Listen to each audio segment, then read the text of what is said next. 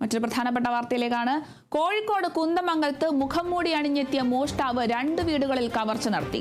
കുന്ദമംഗലം പതിമംഗലത്തിന് സമീപത്തെ അബ്ദുൾ സത്താറിന്റെ വീട്ടിൽ നിന്ന് 1,80,000 രൂപയും സ്വർണ്ണവളയും കവർന്നു. തൊട്ടടുത്ത മറ്റൊരു വീട്ടിലും കവർച്ച നടത്തി. കവർച്ചയുടെ CCTV ദൃശ്യങ്ങൾ കേരള വിഷൻ ന്യൂസിന് ലഭിച്ചു.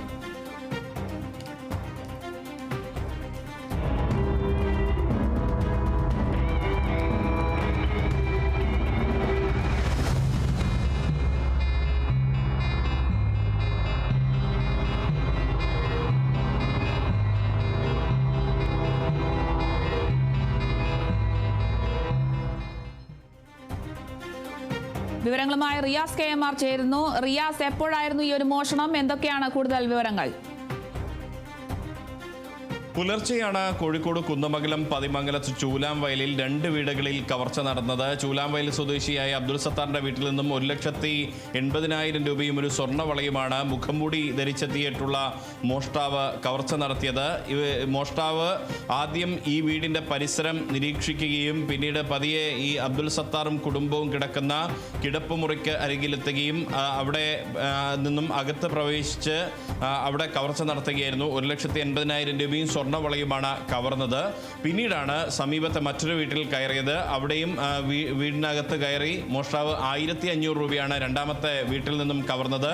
ഇത് സംബന്ധിച്ച CCTV ദൃശ്യങ്ങളിൽ നിന്ന് തന്നെ വ്യക്തമാകുന്ന ഒരു കാര്യമുണ്ട്.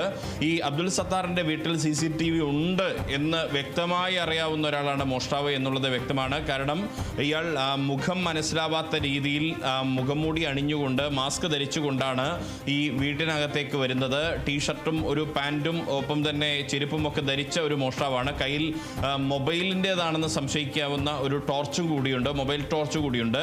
അതൊക്കെ ധരിച്ചാണ് ഇയാൾ പരിസരമൊക്കെ നിരീക്ഷിച്ചത്, പിന്നീട് മോഷണം നടത്തിയത്.